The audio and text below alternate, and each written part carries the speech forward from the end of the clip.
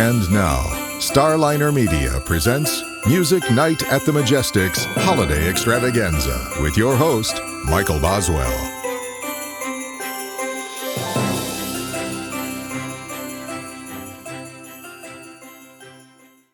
All right, it's time once again for Music Night at the Majestic's Holiday Extravaganza. With us tonight, Greg Martin from the Kentucky Headhunters. Greg, welcome back.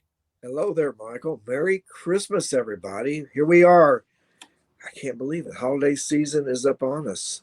It is. And you know what that means? Holiday music. So let's start the conversation with this, Greg. What are a few of the songs that you think basically define the feeling of Christmas and the holiday season? For me, this has been with me ever since I was a kid. Little Drummer Boy, the original version. I'm sorry, I can't remember. Harry Simeon and his choir. There you go. The original version. And honestly, I didn't become hip to that till one night I was watching the Dick Van Dyke Show, and Little Richie sang a version of it. And I thought, oh, how cool. And then I started hearing it on the radio about after that. I think that exemplifies Christmas, and it really brings it home to me. Oh man, come on. Jingle Bell Rock, is a good one. Rocking Around the Christmas Tree. There is so many obscure, cool blues things that I listen to. White Christmas by Otis Redding, I love. I'll tell you something. My wife, God bless her, she's more diversified musically than I am. But she loves Amy Grant, and Breath of Heaven by Amy Grant is like, whew, that's touching, And then then being from this area, growing up in Metcalfe County, where Lonzo and Oscar were from, there was a song they did called Jangle Bells way back in the 40s. There's a lot of great songs, great Christmas songs, but that's the ones that come to my mind. Yeah, well, I'll tell you, you mentioned the Little Drummer Boy. Bob Seger has got a nice version. I've not heard that, but you know what? I believe I've got it on a compilation. I just haven't spent time with it. I bet it's really good. Yeah, I mean, his voice in delivery works really well on that. I love Bob Seger. Been following Bob Seger a long time, since the Bob Seger system, back in the 60s, Yeah, exactly. Oh yeah, but man, the music that we're talking about, and I know everybody has their favorite, whether it be "Run Rudolph Run" by Chuck Berry, "Christmas Celebration" by B.B. King, or "Backdoor Santa" by Albert King, or whatever. Everybody's got songs that's just not Christmas until you hear them. But Little Drummer Boy would have to be at the top of the list for me, I think, because there's a spirit in us. I'll be 70 next year, by the grace of God. I hope I make it. But whenever I hear that song, Michael, it just takes me back to growing up in Louisville and anticipating Christmas. Christmas could be a month off, but it seemed like a year. Mm-hmm. And I would just lay in bed thinking about it, and I still love Christmas, but there's still that spirit that we lose as we get older. The anticipate, of course, we get busier trying to make ends meet and trying to get from point A to point B, and did I get this person a gift? And then you just lose that childhood spirit sometimes. But my son brings that back a lot, and that song right there helps a whole lot right there. Yeah, tell me this as a kid, did the Sears wish book, with all the toys in it? The Sears? Yeah, the Sears had the special Christmas catalog. Yeah. I don't know if you where like it would be a big thing, like once it was available, see what all the new toys were for Christmas. I remember, getting it. There was a slot car set that I was just focused on. I remember that. I was hoping Santa would bring it. Yeah, we had a Sears in Louisville on Broadway, and downstairs it turned into like Toyland, and they had a huge Lionel train that ran all around the building. Yeah, y'all probably had that in Chicago too, or Yeah. whatever. And I remember going there during the, probably late 50s, early 60s and seeing that. Um, there's a lot of things that we've lost. Like this little town, I live in Glasgow now, Glasgow, Kentucky. There was the National Store had a mechanical Santa Claus up there. And nobody knows where, of course, the National Store is long gone, but no one knows where that Santa Claus went. There was an article in the paper here one day. Where did Santa go? But yeah, man, like the catalogs, what a special.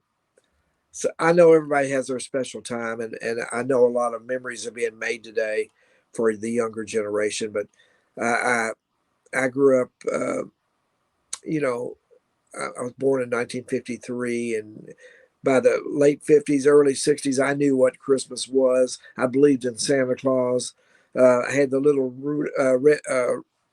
Rudolph the Red-Nosed Reindeer book. You remember that? Oh yeah.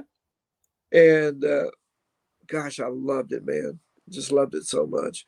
And I love another thing it brings on Christmas to me is watching Charlie Brown, Christmas, and Burl Ives, Mm-hmm. Rudolph. Yep. Those are very special to me. I've got those soundtracks on both those soundtracks. I've got them on CD and vinyl because they mean that much to me. Mm-hmm. Yeah, absolutely. So one of the things that you mentioned, Burl Ives.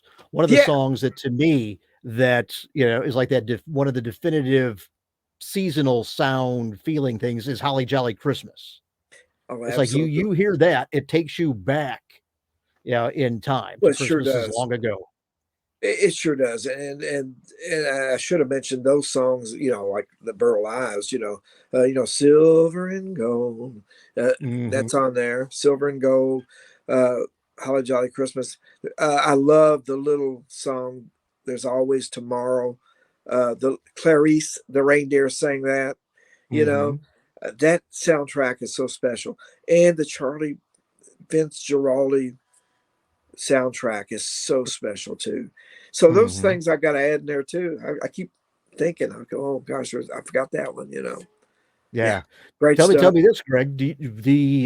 When it gets around this time of year, do you have a Christmas playlist to listen to rotate all your songs? We what we do here, Michael. I don't have a. I've got a section in this room right here. That's my Christmas section, and I'll be doing my radio show. Christmas show will be this coming Monday night, and I'll go through that and say, okay, I got to change it up a bit. But my wife has a box of Christmas music that she pulls out every year. It's always wrapped up. She wraps it back up in a and neatly puts it back. And then we pulled it out about a week ago. And I think the first thing she played was Amy Grant, and then Burl Ives. She loves Burl Ives, but no, I don't have a Spotify list or anything like that.